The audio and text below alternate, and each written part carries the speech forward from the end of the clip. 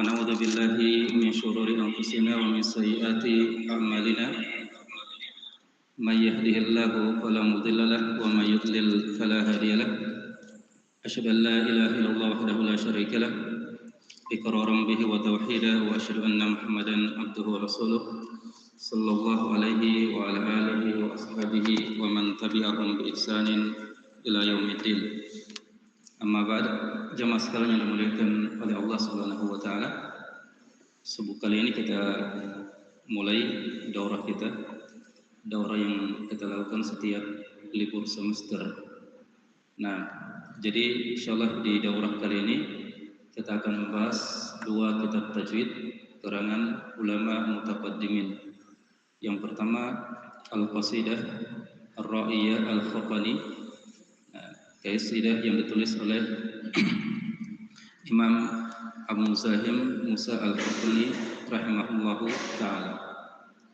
Dan qasidah ini termasuk dikatakan oleh para ulama, dia adalah qasidah yang pertama kali ditulis dalam ilmu tajwid. Qasidah yang pertama kali ditulis dalam hal ilmu tajwid.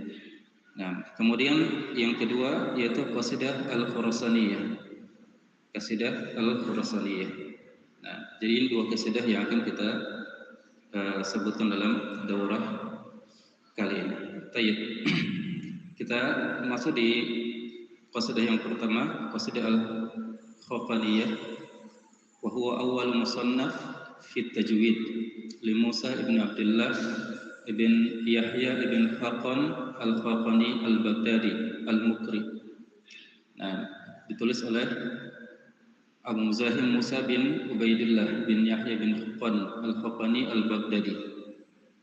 Tayyib. Beliau wafat pada tahun 325 Hijriah dan beliau termasuk salah seorang ulama ahli sunnah. Nah, dalam fikih beliau mengikuti fikihnya Imam Ahmad bin Hanbal, begitu pula dalam akidah. Nah, beliau termasuk murid dari anaknya Imam Hanbal. Di antara guru beliau adalah Abdullah bin Ahmad bin Hanbal rahimahullahu taala. Taib.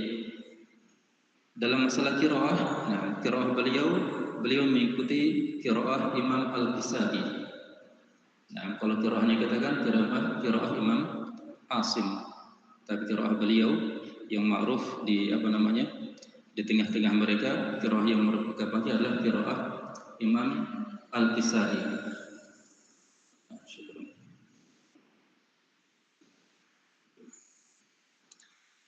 Baik, dan beliau termasuk salah seorang mukri yang mengajarkan qiraah tersebut. Nah,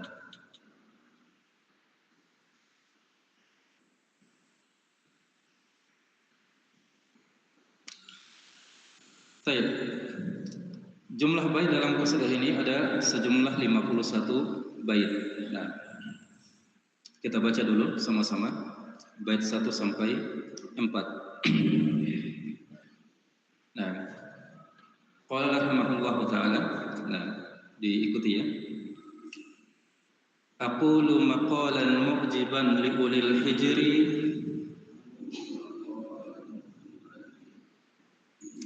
Aqulu maqalan mu'jiban li ulil hijri wala fakhra innal fakhra yad'u ilal kibri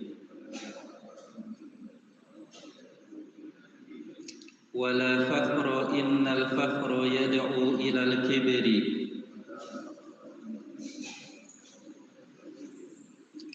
u'allimu fil qawli tilawata 'aidan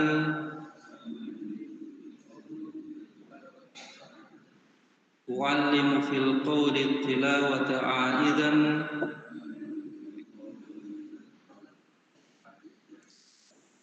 بمولاي من شر المباهات والفخر بمولاي من شر المباهة والفخر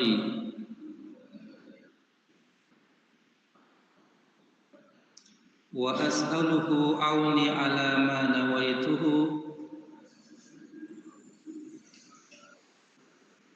وأسأله عوني على ما نويته وحفظي في ديني إلى منتهى عمري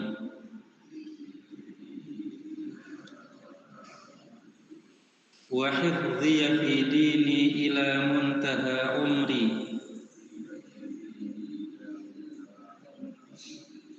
وأسأله عني التجاوز في غد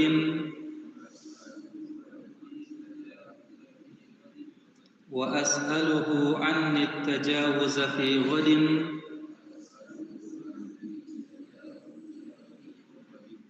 فما زال ذا عفو جميل وذا غفر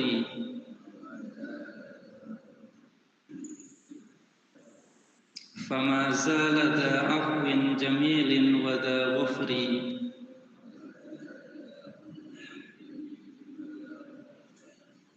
Baik. Jadi yang 4 bait pertama nasihat dan doa. Jadi beliau membuka dengan nasihat dan doa. Kata beliau, aqulu maqalan mu'jiban li ulil hijri wa la fakhra innal fakhra yad'u ilal kibri. Aku akan mengatakan perkataan yang menakjubkan bagi orang yang berakal dan aku tidak berbangga sebab berbangga itu bisa membawa kepada kesombongan. U'allimu fil qawli tilawata a'idan bi maulaya min syarril mubahati wal fakhri. Aku akan mengajarkan pembahasan tentang tilawah Al-Quran seraya memohon perlindungan kepada Allah penolongku dari jeleknya sifat berbangga dan kagum terhadap diri sendiri. Baik. Nah, dari bait ini, beliau menyebutkan bahwasanya beliau akan menyebutkan tentang atau membuat sebuah qasidah yang menakjubkan bagi orang-orang yang berakal. Artinya bisa dipahami, dimengerti bagi orang-orang yang berakal. Dan beliau mengatakan bahwasanya beliau tidak berbangga, tidak sombong ketika menyusun qasidah ini. Ini adalah pelajaran bagi kita. Supaya ketika kita melakukan sesuatu, kita lakukan dengan keikhlasan kepada Allah Subhanahu wa Ta'ala. Ada banyak ayat, ada banyak dalil yang selalu memerintahkan kita tentang keikhlasan. Wa ma umiru illa liya'budullaha mukhlishina lahuddin. Tidaklah mereka diperintah kecuali untuk mengikhlaskan amalan hanya kepada Allah Subhanahu wa Ta'ala. Jangan dibangun di atas riya, apalagi dibangun di atas kesombongan. Maka ini nasihat yang sangat berharga supaya jangan bersombong diri. Ketika telah bisa menulis sesuatu, bisa mengajar dan lain sebagainya. Terlalu banyak orang-orang yang ketika Allah Subhanahu wa Ta'ala berikan kelebihan ilmu, bisa mengajar, bisa menulis, bisa menyusun kitab, kemudian dia sombong dan apa yang dia lakukan. Maka di sini beliau ingatkan, jangan sampai sombong. Allah Subhanahu wa Ta'ala berfirman, la jarama anna Allah ya'lamu ma yusirruna wa ma yu'linun innahu la yuhibbul mustakbirin. Tidak diragukan lagi bahwasanya Allah itu ya'lamu ma yusirruna wa ma yu'linun. Allah itu mengetahui apa yang disembunyikan dalam hati dan apa yang melakukan secara terang-terangan. Innahu la yuhibbul mustakbirin, dan Allah Subhanahu wa Ta'ala tidak menyukai orang-orang yang sombong. Man kana fi qalbihi mithqalu dzarratin minal kibr, la yadkhulul jannata man kana fi qalbihi mithqalu dzarratin minal kibr. Tidak akan masuk surga orang yang dalam hatinya ada kesombongan walaupun seberat biji sawi. Jadi ini ancaman dari Allah Subhanahu wa Ta'ala, juga disebut oleh Rasulullah sallallahu alaihi wasallam dari sifat sombong. Maka ketika seorang telah diberikan kelebihan oleh Allah Subhanahu wa Ta'ala, hendaknya dia bersifat dengan sifat tawadhu, rendah hati. Merendah hati. Dalam banyak ayat juga Allah Subhanahu wa Ta'ala memerintahkan kita untuk selalu tawadhu. Dan Allah sebutkan bahwasanya wa ibadur rahmanil ladzina yamshuna 'alal ardi hauna. Ibadur rahman, hamba-hamba Allah Ar-Rahman yang Allah Subhanahu wa taala puji dalam surat Al-Furqan. Di antara sifat mereka adalah yamshuna 'alal ardi hauna. Mereka berjalan di muka bumi dengan apa? Dengan rendah hati. Dengan rendah hati. Dan Nabi sallallahu alaihi wasallam juga bersabda, "Wa ma tawadhu ahadun illa rafa'ahu Allah." Tidaklah seorang itu bersifat tawadu, rendah hati, kecuali Allah Subhanahu wa taala akan mengangkat derajatnya, Tayyib. U'allimu fil qawli tilawati a'idan bimaulaya min syarril mubahati wal fakhri. Aku akan mengajarkan pembahasan tentang tilawah Al-Quran seraya memohon perlindungan kepada Allah penolongku dari jeleknya sifat berbangga dan kagum terhadap diri sendiri. Tayyib. Nah, jadi sini pentingnya kita belajar dan mengajarkan Al-Quran terkhusus tilawahnya. Kita ketahui bahwasanya Al-Quran ini adalah wahyu Allah Subhanahu wa taala. Kalamullah, dari Allah, huruf-hurufnya dan makna-maknanya. Nah, dari zat yang maha mulia. Allah turunkan kepada nabinya lewat malaikat yang mulia, yaitu Jibril alaihissalam. Kepada nabi yang paling mulia, siapa? Muhammad alaihissalatu wassalam. Kemudian Nabi sallallahu alaihi wasallam sampaikan kepada para sahabatnya dan dihafalkan oleh kaum muslimin. Maka siapa yang menghafalkan Al-Quran, yang membacakan Al-Quran, maka dia akan mendapatkan kemuliaan dari kitab Allah tersebut. Nah, kemudian di sini juga ada pentingnya ikhlas ketika belajar dan mengajar, dan juga pentingnya berdoa dari mohon ampunan atau berdoa dari keburukan diri sendiri. Nah, Nabi SAW menyebutkan tentang keutamaan orang yang belajar dan mengajar Al-Quran dalam hadis, "Khairukum man ta'allama al-Qur'ana wa 'allamahu." Ini hadis sering kita dengar. Sebaik-baik kalian adalah orang-orang yang apa? Ta'allama al-Qur'ana wa 'allamahu. Orang yang belajar Al-Quran dan mengajarkannya. Ada banyak ilmu,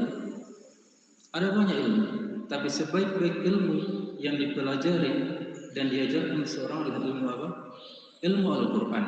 Mengapa?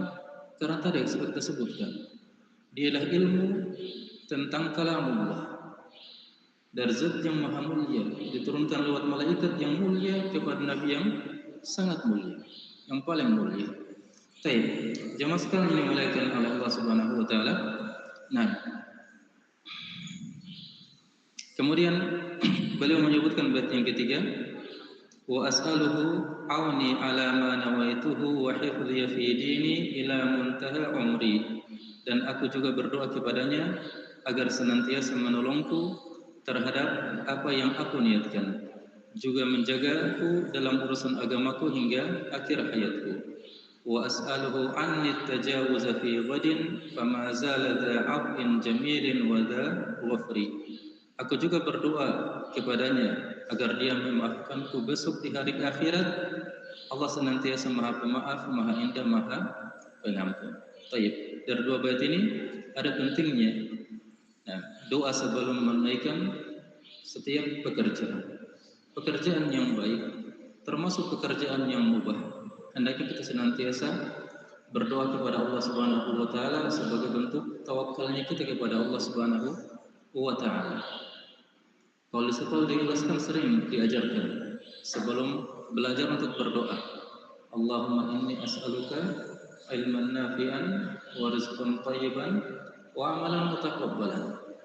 Ya Allah, aku mohon kepadamu ilmu yang bermanfaat, rezeki yang baik, dan amalan yang diterima.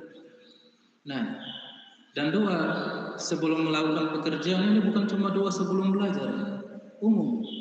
Bahkan kita sebagai orang tua, sebelum kita keluar mencari nafkah, pergi kerja, hendaknya kita berdoa kepada Allah Subhanahu wa taala, untuk mohon kepada Allah, ya Allah, berikanlah kami rezeki yang halal dan cukupkanlah kami dengan rezeki tersebut. Nah, hindarkanlah kami dari jalan-jalan mendapatkan rezeki yang haram, dan lain sebagainya. Begitu pula ketika kita belajar, ketika kita mengajar, hendaknya kita banyak-banyak berdoa kepada Allah Subhanahu wa taala. Orang-orang yang belajar meminta kepada Allah supaya difahamkan apa yang dipelajari. memohon pertolongan kepada Allah supaya ditolong untuk mengamalkan apa yang telah dia pelajari. Taib. Wa hifdhi fi dini ila muntaha umri. Menjagaku dalam urusan agamaku hingga akhir hayatku. Ini pentingnya doa untuk senantiasa istiqomah. Kita mengetahui bahwasanya hati hamba-hamba Allah Subhanahu wa taala itu di antara dua jemari Allah Subhanahu wa taala. Allah memalingkan merubahnya sesuai yang dia kehendaki.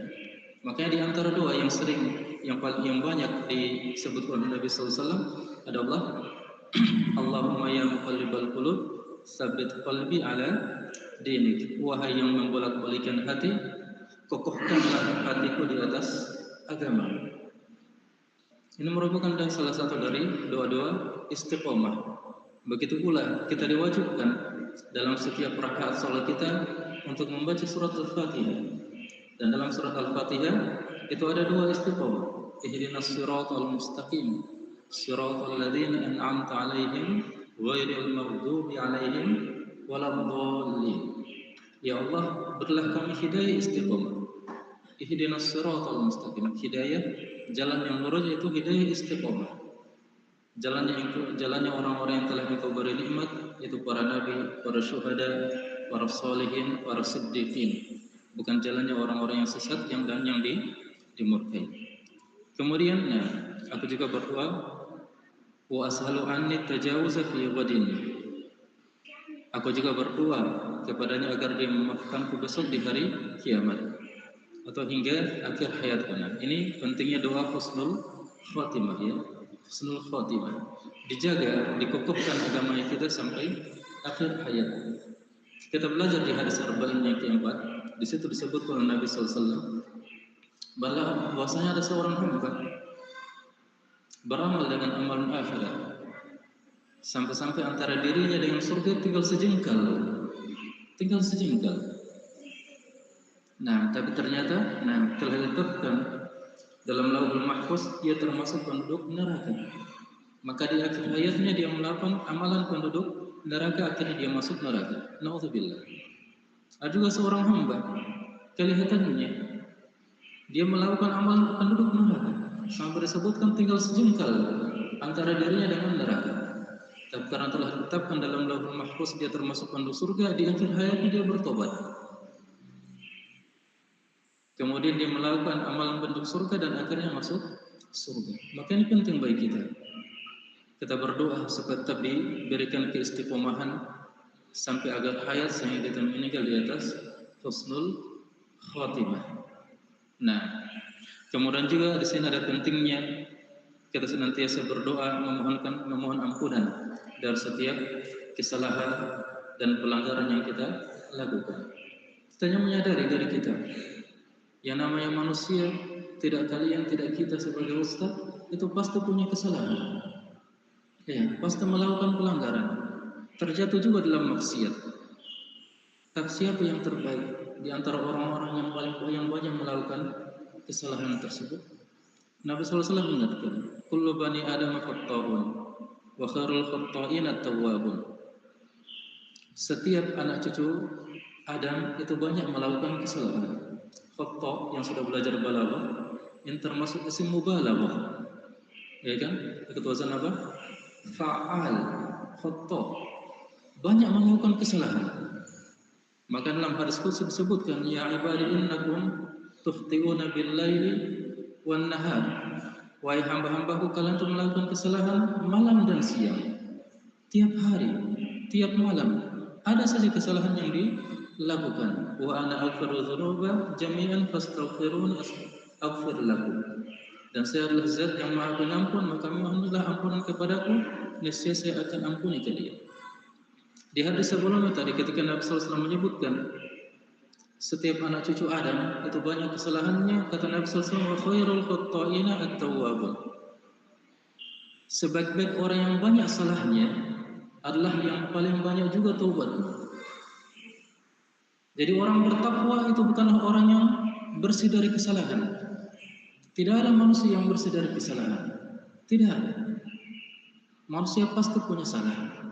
Maka sebaik-baik orang yang banyak salahnya adalah yang paling banyak memohon ampun kepada Allah Subhanahu wa taala. Ketika Allah Subhanahu wa taala menyebutkan cirinya orang-orang bertakwa dalam surat Ali Imran, Allah sebutkan juga perkara itu. Dimulai dari ayatnya wasari'u ila maghfiratin min rabbikum wa jannatin 'arduha as-samawati wal ardh uiddat lil muttaqin.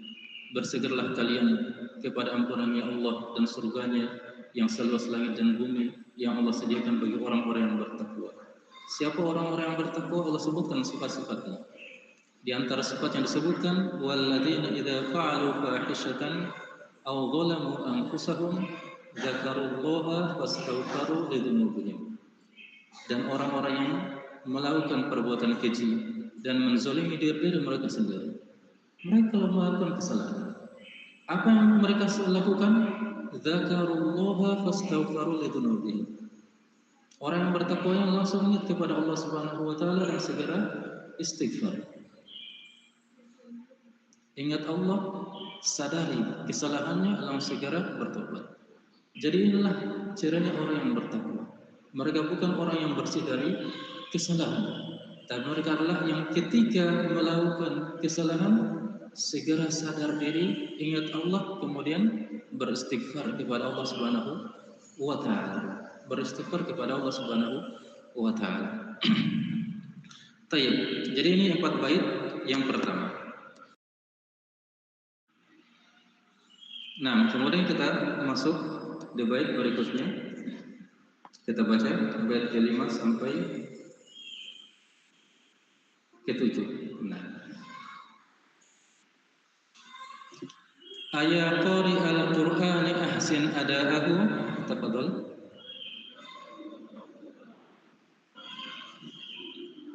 Aya qari al-Qur'ani ahsin ada'ahu yudha'if laka Allahul jazila minal ajri yudha'if laka Allahul jazila minal ajri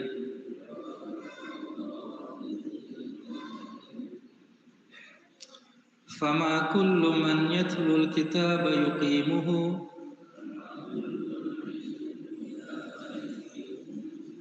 fama kullu man yatlul kitaba yuqimuhu wala kullu man fin nasi yuqri'uhum muqri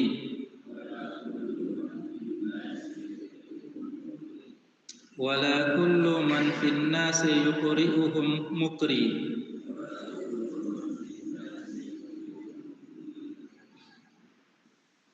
wa inna lana akhdhal qira'ati sunnatun wa inna lana akhdhal qira'ati sunnatun anil awwalina al-muqri'ina dhawis sithri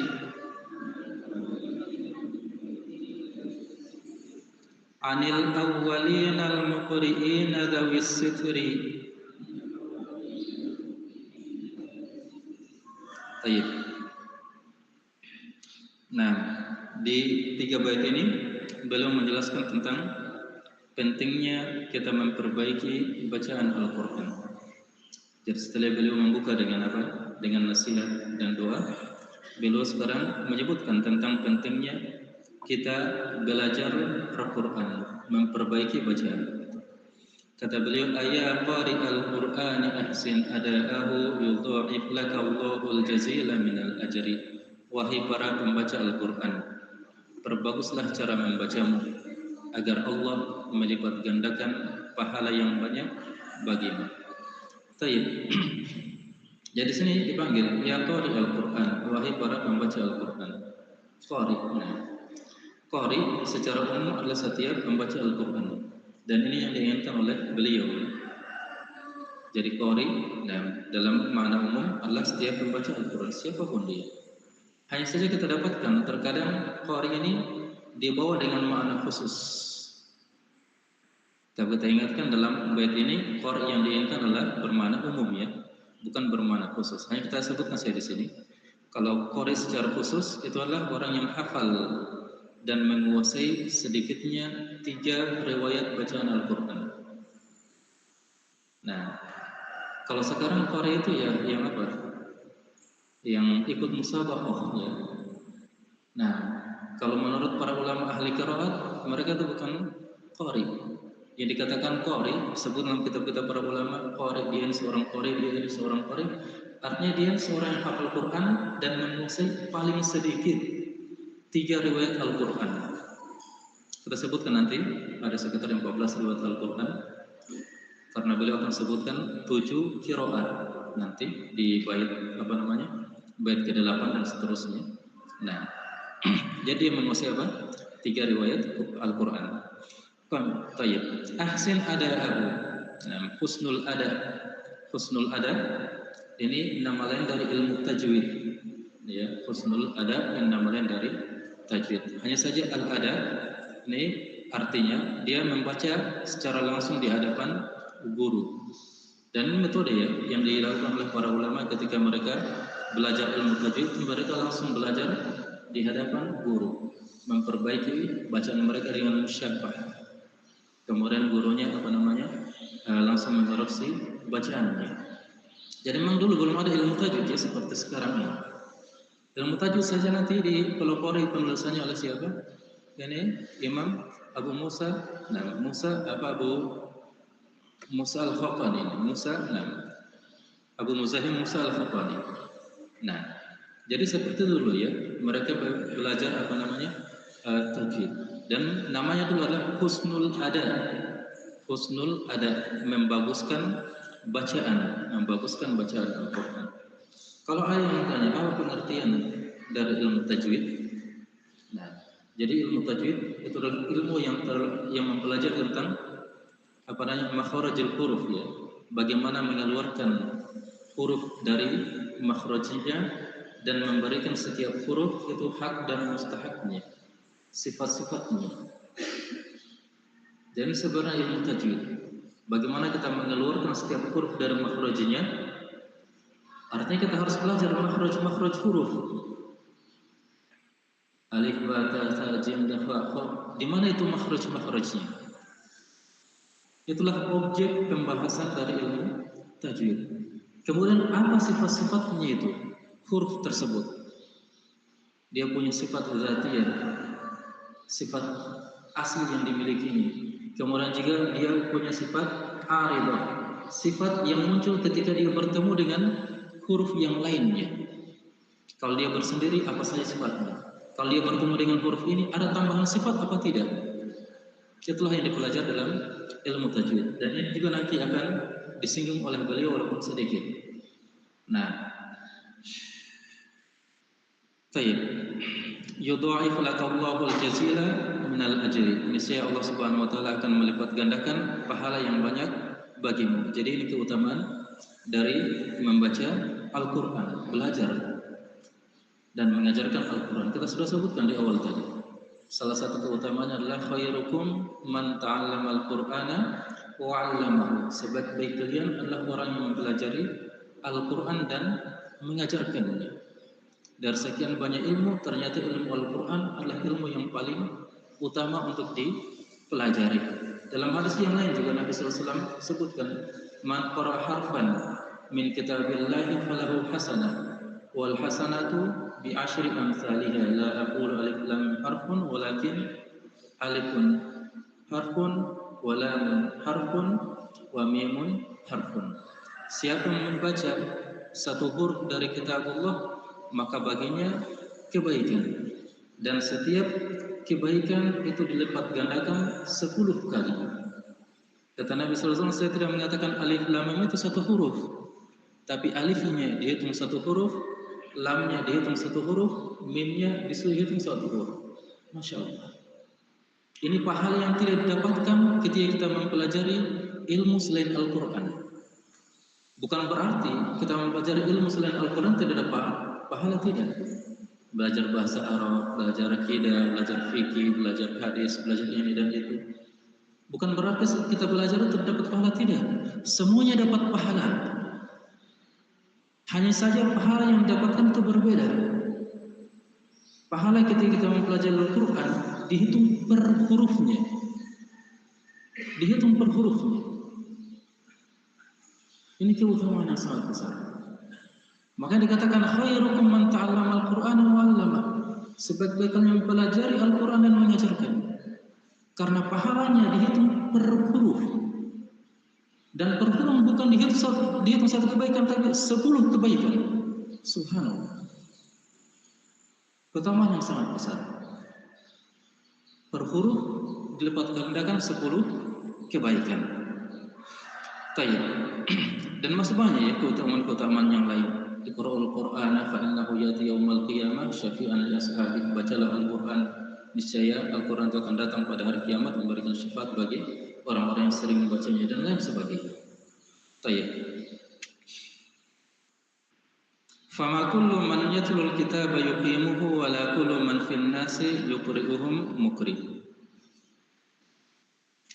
Tidaklah setiap yang membaca Al-Qur'an mampu menegakkannya, yaitu mampu membacanya dengan tepat dan mengamalkan kandungannya, dan tidaklah setiap yang mengajarkan Al-Quran kepada manusia disebut dengan muqri. Jadi pentingnya menegakkan Al-Quran. Jadi Al-Quran, dikatakan yuqimuhu. Alladzina yatluna kitaballahi haqqa tilawatih. Orang-orang yang membaca Al-Quran dengan sebenar-benar bacaan. Maksud sebenar-benar bacaan yaitu menegakkannya, yaitu membacanya dengan tepat dan mengamalkan kandungan. Membacanya dengan tepat itu artinya membacanya sebagaimana Al-Quran itu diturunkan oleh Allah Subhanahu wa Ta'ala. Kita harus paham bahwasanya Al-Quran itu Allah turunkan itu dengan bacaan tajwid. Dengan tajwid. Makanya tajwid itu hanya ada dalam Al-Quran. Jadi kalau orang belajar berbicara bahasa Arab tidak perlu pakai tajwid, tidak perlu man ismuka masmuka, tidak perlu terapkan kaidah-kaidah tajwid di situ. Kaifa haluka ismi Muhammad, tidak perlu terapkan kaidah-kaidah tajwid di situ. Ditertawai orang nanti. Tapi Al-Quran, subhanallah, Allah turunkan dengan bacaan yang tajwid, bacaan tajwid. Jadi kekhususan Al-Qur'annya diperindah dengan apa? Diperindah dengan tajwid. Makanya yang pertama, dikatakan seorang pembaca haqqa tilawatih dengan sebenar-benar bacaan ketika dia membacanya sebagaimana Al-Qur'an itu diturunkan, yaitu dengan tajwid. Yang kedua, berusaha diamalkan kandungannya. Jadi Al-Qur'an jangan cuma sekedar dibaca saja. Dibaca huruf-hurufnya, tapi hendaknya juga dipelajari, ditadaburi maknanya. Dalam beberapa ayat Allah Subhanahu wa Ta'ala ingatkan, afala yatadabbaruna al-Qur'an. Tidakkah mereka mentadabburi Al-Qur'an? Am ala qulubin aqfaluha, ataukah pada hatinya itu ada penutup? Jadi celaan bagi orang yang sekedar membaca, na'udzubillahi min dzalik, kemudian tidak mau mentadabburi apalagi mau mengamalkan Al-Quran. Para ulama terkadang menyinggung ya, orang-orang di timur ya, seperti kita di Indonesia, di Malaysia, di Filipina, mereka itu hanya fokus pada tilawah saja, memperbagus bacaan, bahkan musabaqah, kemudian kurang membaca artinya, kurang memahami artinya. Ini termasuk kekurangannya kita. Tapi kalau kita lihat ya, masya Allah, para kaum muslimin di Amerika, terutama para mu'allaf di mana di Amerika, di Eropa, subhanallah. Mereka sebelum pintar baca Al-Quran huruf-hurufnya, mereka sudah khatamkan berapa kali baca artinya. Jadi mereka sudah paham betul. Subhanallah. Sampai ada yang mengkhatamkan Al-Quran 3 kali sebelum masuk Islam. Ada yang mengkhatamkan Al-Quran 10 kali sebelum dia masuk Islam. Jadi yang khatamkan itu bukan bacaannya, ya, terjemahannya. Kita yang sudah lahir dari sudah Islam sejak lahir, berapa kali sudah kita khatamkan baca artinya itu Al-Quran, sehingga kita pahami apa isi kandungan dari Al-Qurannya kita. Ini kan pertanyaan termasuk kurangan bagi kita. Maka hendaknya, selain kita baca hurufnya itu Al-Quran, kita baca juga terjemahannya supaya kita faham. Kita paham. Dan terjemahan Al-Quran itu ternyata adalah ringkasan dari tafsir Jalalain. Tahu tafsir Jalalain ya? Terjemahan Al-Quran Indonesia itulah terjemahan ringkasan dari tafsir Jalalain. Subhanallah. Disusun oleh para profesor doktor dalam bidang tafsir dan Al-Quran Indonesia. Lebih 10 ya kalau kita lihat itu hari di terjemahan Al-Quran. Jadi bukan karangan satu orang. Beda kalau terjemahannya di Eropa sana terkadang diterjemahkan oleh satu orang saja atau dua orang. Kalau terjemahan Indonesia, masya Allah. Banyak yang terjemahkan. Mereka berkumpul sepakat, menerjemahkan Al-Quran ke dalam bahasa Indonesia. Tayyib.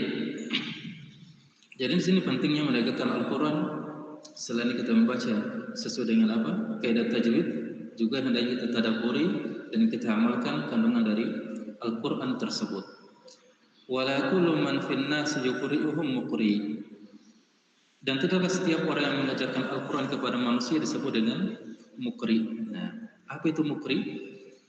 Muqri secara bahasa dia adalah pengajar Al-Quran. Ini secara bahasa. Tapi secara istilah yang diinginkan, mereka adalah orang-orang yang mengetahui ilmu baca Al-Quran secara teori dan praktik. Dia pernah talaki dan mendapatkan ijazah untuk mengajar orang lain. Ini orang mukri. Jadi kalau dilihat sebenarnya mukri ini di atasnya qori tadi.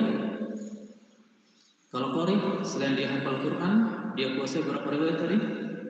3 riwayat. Kalau kita kan dalam qiraah asal kan 2 riwayat. Ada Hafs, ada Syu'bah, tambah satu lagi. Tambah qulun. Ya. Jadi sudah belajar qulun, selesaikan ya. Dan kuasai. Hanya belum juga bisa dikatakan qori karena qori ini harus hafal Quran. Walaupun tahu kaidah-kaidah bisa baca Hafs, Syu'bah, qulun, tapi belum hafal Quran, belum bisa dikatakan qori.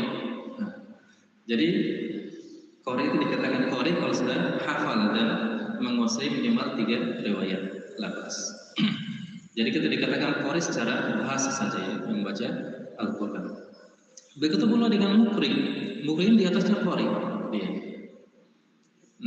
Selain dia hafal Al-Quran, dia juga kuasai secara teori dan secara praktik. Kan ada orang yang faham, bahkan dia bisa baca itu Hafs dari awal sampai akhir tidak ada kesalahan. Tapi kadang dia tidak kuasai teorinya. Ini hukumnya apa? Ini namanya apa? Ya kan? Banyak seperti itu. Adapun mukri, dia kuasai semuanya. Secara teori, secara praktek. Ini baru dibilang mukri. Secara secara istilah. Kalau secara bahasa, semua orang yang mengajarkan Al-Quran dikatakan mukri secara bahasa dia. Secara umum. Tapi secara khusus, biasa kalau antum dapatkan ya ijazah-ijazah belajar masyayikh dikatakan satu mukri. Mukri qiraat asyar sughra wal kubra. Dia adalah pengajar Al-Quran pengajar qiraat asyar sughra dan kubra. Sering kita dapat kata-kata mukri. Jadi kalau bukan mukri dikatakan muallim, pengajar atau mudarris. Karena memang dia tidak betul-betul kuasai secara teori dan praktek, makanya dikatakan muallim qiraah asyar, qiraah sab'ah. Dia tidak kasih gelar mukri ya. Karena ternyata sulit untuk mendapat gelar mukri. Jadi mukri ini kalau dibilang ini sudah profesor doktornya dalam bidang qiraat ini.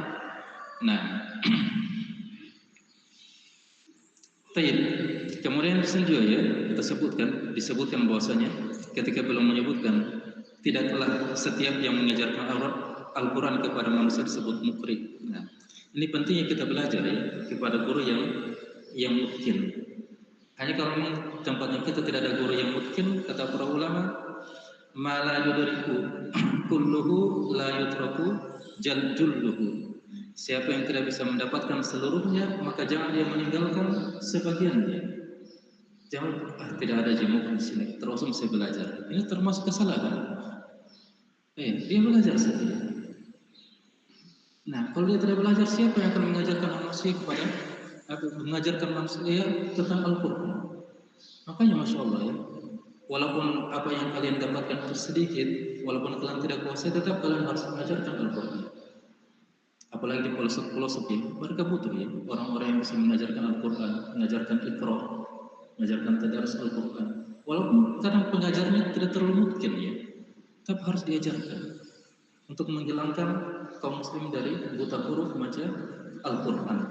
Tapi kalau ada di situ seorang apa yang ahli qiraat, ya, ahli bacaan, kadang kita berharap ya, kepada orang lebih mungkin.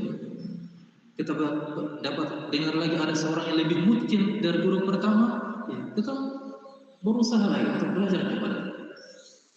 Jadi kalau terdapat orang yang lebih tinggi, nah, ya, tidak apa-apa yang sedang-sedang atau yang kurang, tidak apa-apa ya.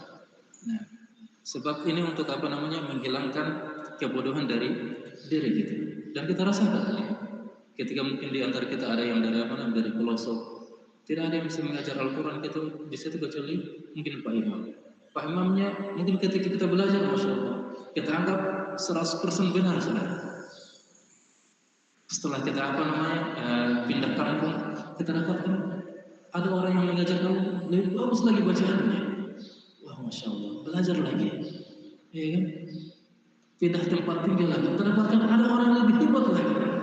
Kita akan dapatkan, oh ternyata guru saya yang dulu kekurangannya di sini, di sini, di sini. Guru saya yang kedua kekurangannya di sini, di sini, di sini. Sepertilah manusia ya, bertingkat-tingkat keilmuannya.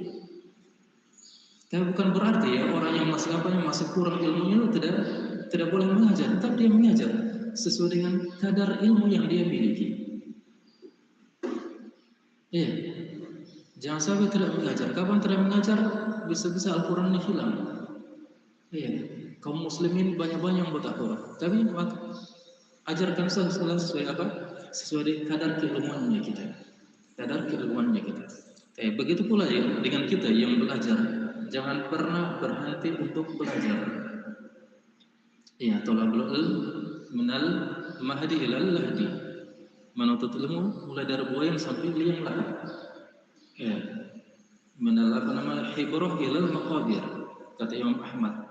Dari mulai dia pintar bisa apa namanya menggunakan tinta sampai ke kuburan. Jadi belajar itu tidak boleh berhenti. Termasuk belajar Al-Quran ya. Yang terkadang kita dapatkan di guru pertama seperti itu, Masya Allah, kita anggap sudah bagus sekali. Setelah kita belajar kepada orang lebih mungkin ternyata masih banyak juga salahnya, makhrajnya masih kurang tepat, sifat-sifatnya masih ada yang kurang sempurna, ada yang kelebihan, kadang seperti itu. Nah, baik. Wa inna lana afdal qira'ati sunnatun 'anil awwalin al-muqri'ina dzawi sitri. Metode sunnah dalam mengambil bacaan Al-Quran ini adalah dari generasi pertama para mukri yang berakhlak mulia yang senantiasa menutupi aib dirinya dan muridnya. Nah, wa anal kita mengambil Al-Quran dari apa? Al-awwalin al-muqri'ina, dari apa namanya? Ulama-ulama terdahulu, para mukri, ulama-ulama terdahulu, para mukri ya, ahli qiraat. Jadi metode sunnah ya, yang diwariskan turun temurun melalui periwayatan dari ulama ahli qiraat. Nah, artinya jangan kita membaca kita belajar qiraat selain dari qiraat yang telah ditetapkan oleh para ulama. Akan disebutkan nanti di bait setelahnya itu imam-imam ahli qiraat yang kita harus mengambil Al-Quran bacaan dari mereka. Ya. Jadi ilmu qiraat bacaan Al-Quran memang diturunkan secara turun-temurun ya, dari para ulama ahli qiraat. Dan mereka itu bersanad ya, punya sanad sampai sekarang punya sanad. Dan apa namanya sanad sekarang yang paling tinggi itu sanad 27 ya. Jarak antara mereka dengan Rasulullah SAW itu ada 27 ya, 27 generasi. Ini yang masih hidup. Umurnya sekarang sudah 70-80 tahun. Tinggal sedikit, sudah banyak meninggal. Kemarin tanggal 1 Mei ada juga siapa Syekh Yang dari Mesir itu meninggal juga. Tahun lalu juga ada yang meninggal. Jadi sekarang tinggal sedikit ya. Orang-orang yang punya sanad ali, sanad yang tinggi itu. Yang masih sekarang tinggal Syekh Misbah, ada Syekh Syekh Gilman, Muhammad bin Gilman, ada beberapa syekh yang lain. Yang lain subhanallah ya. Nah, rahimahumullah. Nah, tayyib. Jadi perkara mungkin terkadang kita baru dengar ya. Nah, pentingnya atau wajibnya baik kita untuk mempelajari Al-Quran, nah sesuai dengan yang diwariskan oleh imam-imam ahli qiraat ya. Nah, pentingnya talaki dalam belajar Al-Quran ya. Nah, kalau di tempat tersebut ada seorang guru yang bersanad, nah kita belajar sama mereka. Ini mungkin baru kita dengar ya kalimat ini ya. Belajar kepada guru yang bersanad, terutama belajar Al-Quran ya. Selama ini kita belum pernah dengar. Karena mungkin guru-guru kita tidak punya sanad Al-Quran. Mereka cuma belajar dari guru ke guru, tapi gurunya tidak punya sanad. Nah, sehingga kita belajar kepada guru yang bersanad, kita dapatkan ternyata banyak kekurangannya kita. Makhrajnya kita tidak tepat, sifat hurufnya kita masih kurang, sifat hurufnya kita terlalu berlebihan, dan lain sebagainya. Nah, pentingnya menutupi aib diri sendiri dan orang lain ya. Zawi sitri, jadi sifat, beliau sifat ya. Para mukrin itu zawi sitri, orang-orang yang menutupi aib. Nah, jadi kita katakan menutup aib karena kesalahan bacaan Al-Quran itu kan termasuk aib, iya kan? Aib yang terkadang kita sendiri menganggap itu bukan aib, tapi sebenarnya itu aib karena termasuk kesalahan. Alhamadu lamnya dikolkolah. Bismillahirrahmanirrahim. Bismillahirrahmanirrahim. Itu betul. Kesalahan yang termasuk aib. Makanya para mukri ketika mereka mengajar mengikuti bacaan kita sehingga kita benar bacanya, kita dikatakan zawis sitri, menutupi aib. Iya, tertutup aibnya kita sehingga kita bacanya itu sudah benar, tidak salah lagi. Subhanallah. Keutamanya. Nah, jadi menutupi aib itu bukan cuma berarti apa? Kita dengar ada orang melakukan kesalahan, terus kita tidak sebarkan. Itu diantara makna menutupi aib.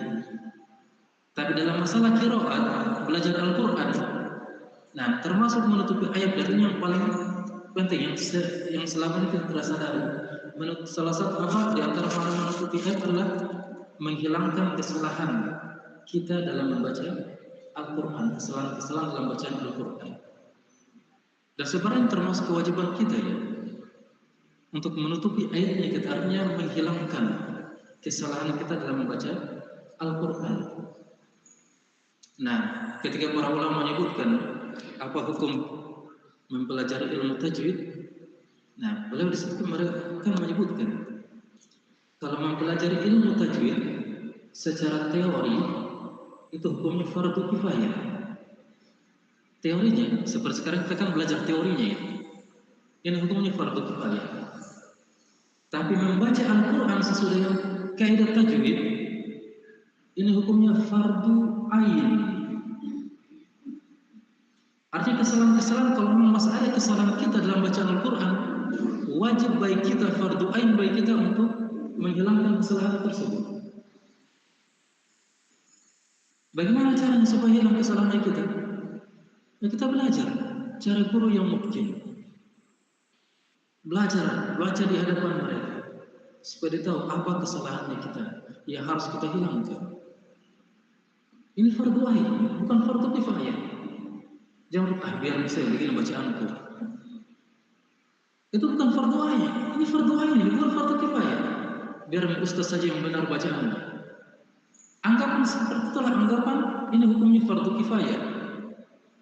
Para ulama mengatakan membaca Al-Quran seperti ada tajwid hukumnya fardu ain, bukan fardu kifayah. Yang fardu kifayah itu adalah apa? Belajar teori. Tapi membacanya itu fardu ain. Tayyib. Bagaimana? Sampai jam berapa ya?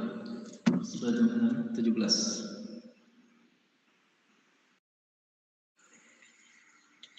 Nah, kita baca 4 bait ini mengenal imam-imam ahli qiraat.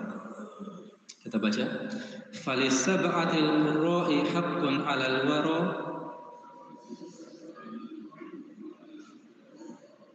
"Falisab'atil qurra'i haqqun 'alal wara" liiqra'ihim qur'ana rabbihimul witri liiqra'ihim qur'ana rabbihimul witri fabil haramain ibnu katsir wa nafi'un fabil haramain ibnu katsir wa nafi'un wabil basrat ibnu lil ala'i abu amri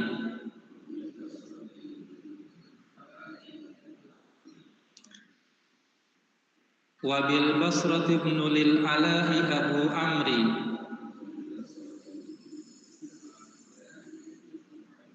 diperbaiki setiap harusnya abu ya, bukan ubu tapi abu amri. Wabisyami Abdullah wa huwa ibnu amirin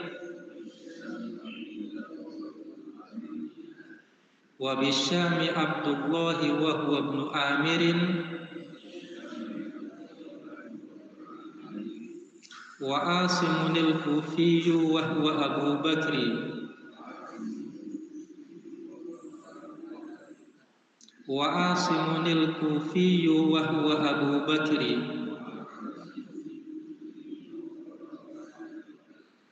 wa Hamzatu aydan wal Kisaiyu ba'dahu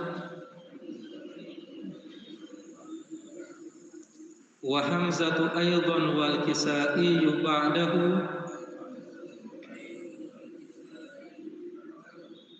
akhul hizqi bil qur'ani wan nahwi wasy-syi'ri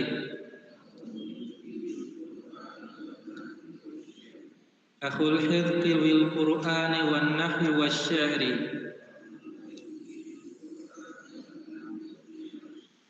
Baik, dalam 4 bait ini beliau sebutkan ya imam-imam ahli qiraat.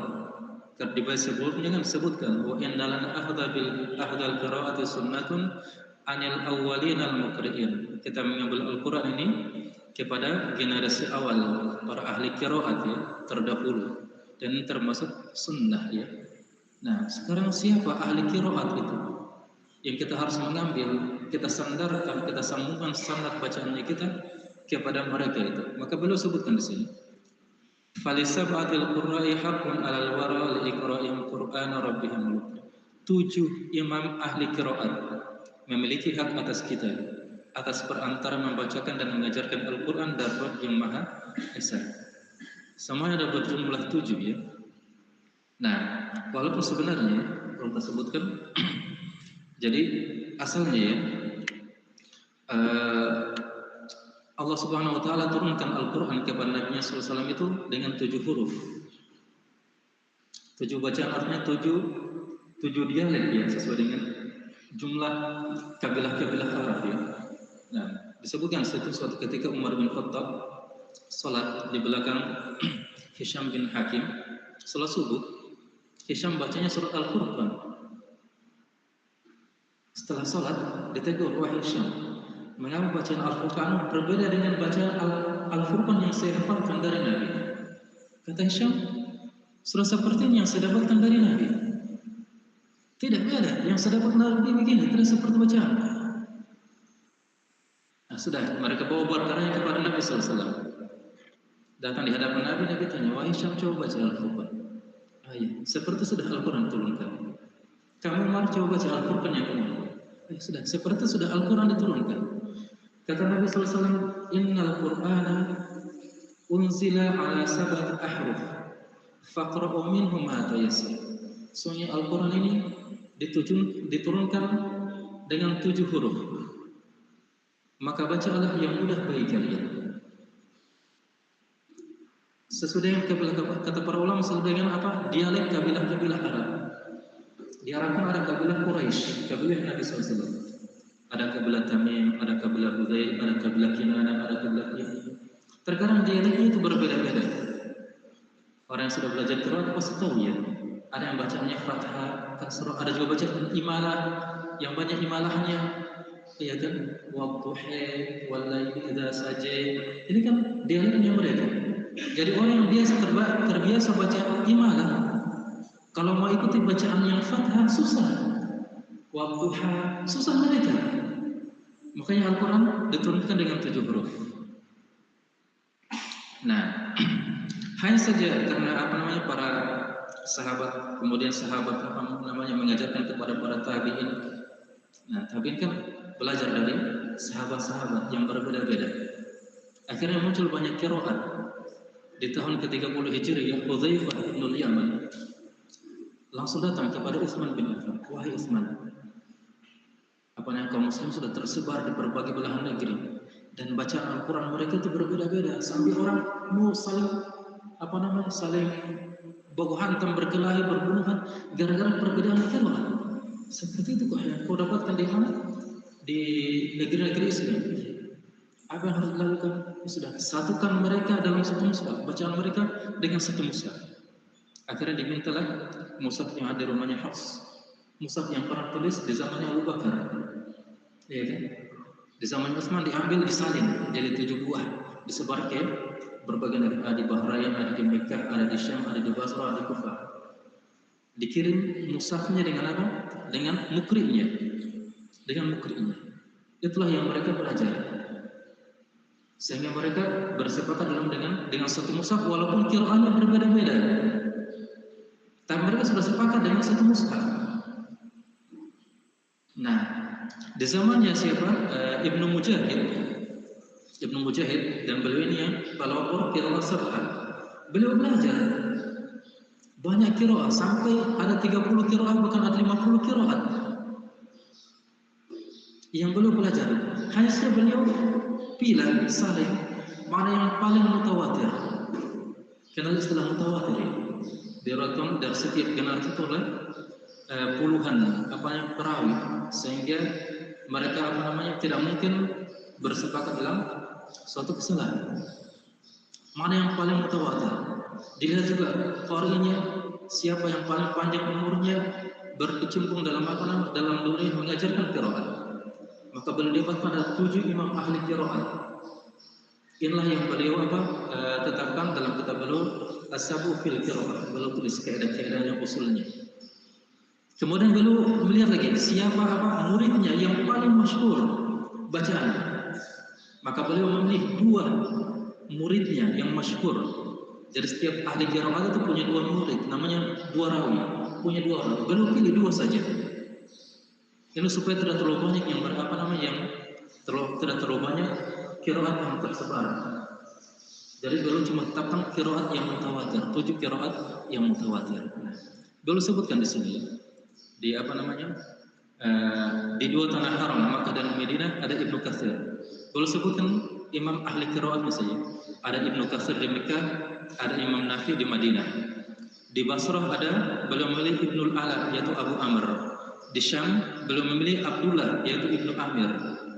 Kemudian di Kufah beliau memilih 3, karena ternyata ada banyak.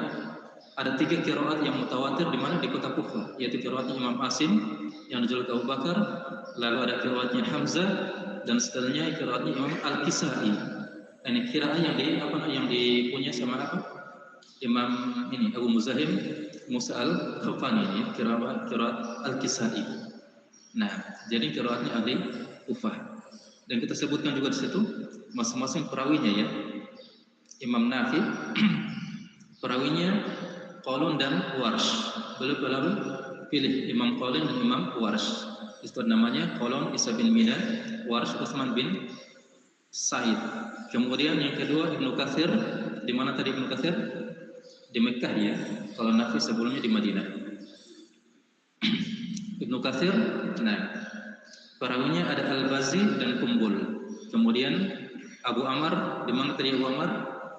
Di Basrah. Perawinya yang terkenal Ad-Duri dan As-Susi.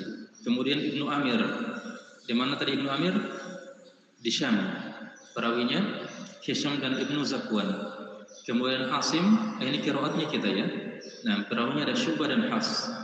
Dan riwayat yang sampai kepada kita itu riwayat Hafs. Ya, riwayat Hafs. Bukan riwayat Syu'bah, riwayat yang sampai kepada kita. Makanya kita sebutkan dulu ya. Bahwasanya qiraat kita adalah qiraat Asim dengan riwayat Hafs atau Hafs an Asim biasa kita sebut. Yang keenam Imam Hamzah juga di Kufah, perawinya ada Khalad dan terakhir Imam Al-Kisai, perawinya ada Abul Haris dan Ad-Duri. Abul Haris dan Ad-Duri. Nah, saya kira cukup ya, karena waktu juga. Nah, jadi sampai bait ke-11. Nah, pagi ini insyaallah besok kita lanjut dengan bait ke-12.